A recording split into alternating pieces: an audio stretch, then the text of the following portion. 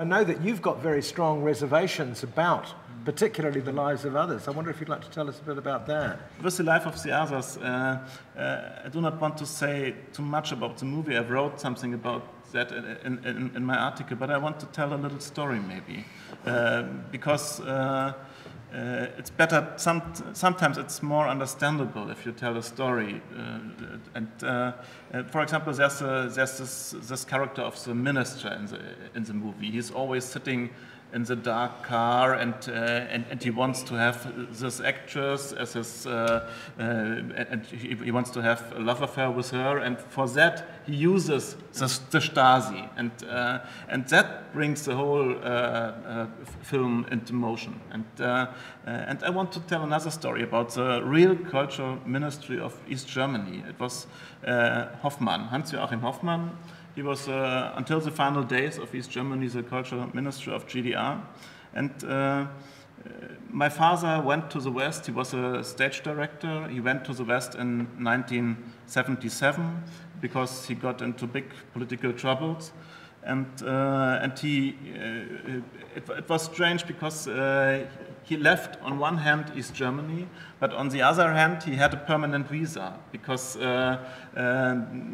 a lot of artists left East Germany at that time because of political reasons, and so the East German system wanted to be blamed for that, and so they gave some of them visas, so no one could tell that they really left East Germany because they were East Germans until the really end of East Germany, and so they lived in the West, but they had a permanent visa. And my father was an artist like that. He had a permanent visa, and he worked in the West, and he was the head of the theater in Frankfurt am Main in the beginning of the 80s. It was a city with a mayor of the CDU, this is the right-winger party of Germany, with an East German director of the theater. These are strange constellations, I think. But sometimes, I think every 2 years, my father had to go back to East Germany because of his visa.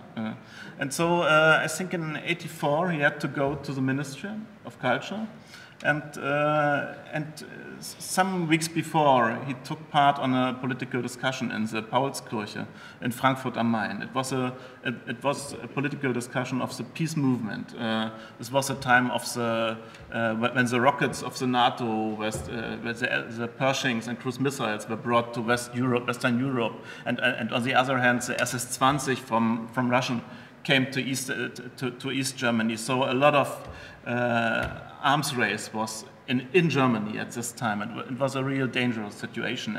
And my father said in this discussion in Frankfurt that he's against that. And then he came to the minister, to Hoffmann, was sitting in front of him at his desktop, and Hoffmann was really angry, and he said, "You are still a citizen of East Germany, and you don't have to participate on discussions like that. It's not possible for you." And during making this statement, he was really aggressive.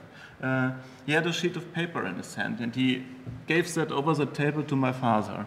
And that was the report of the Stasi man who was there at the Paulskirche, and there was the clear name of this Stasi man. So on one hand, for the mics in his own office, he was totally aggressive and said to my father, "You can't do that." And on the other hand, he gave him the clear name of the Stasi man, and he gave him a warning. And this is interesting, I think, and maybe it explains a little bit how many East German people were involved with the system and how they tried to get through. And to me, it is always interesting not to see the things only in black and white. There are always a lot of gray in between, and this is interesting to us. And this, to come back to the life of the others, this is so stupid to me because it's a kind of a fairy tale, I think. It's a fairy tale for the world that a man can be,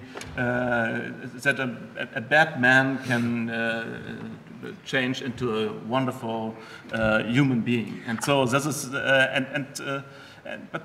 but it's more interesting to see how Stasi worked in reality. And this director always explains that he did a lot of researches, that this is the reality of East Germany.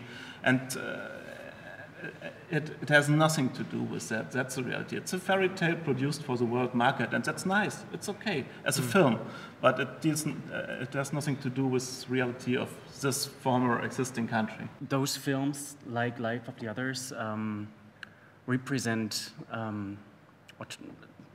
they claim to represent a truth. Nowadays, they are used in schools. I was 10, 11 when the wall came down, so of course I have clear memories, but I basically grew up with films about GDR, so my view on the country where I was born is built by movies, so are many others, and I think there is a danger in that, even for my children.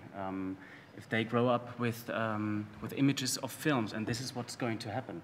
Life of the Others is treated as a document of truth, and it's important to have voices like Andreas, or there's also younger filmmakers nowadays who say, stop, there's a lot in between, and a lot more.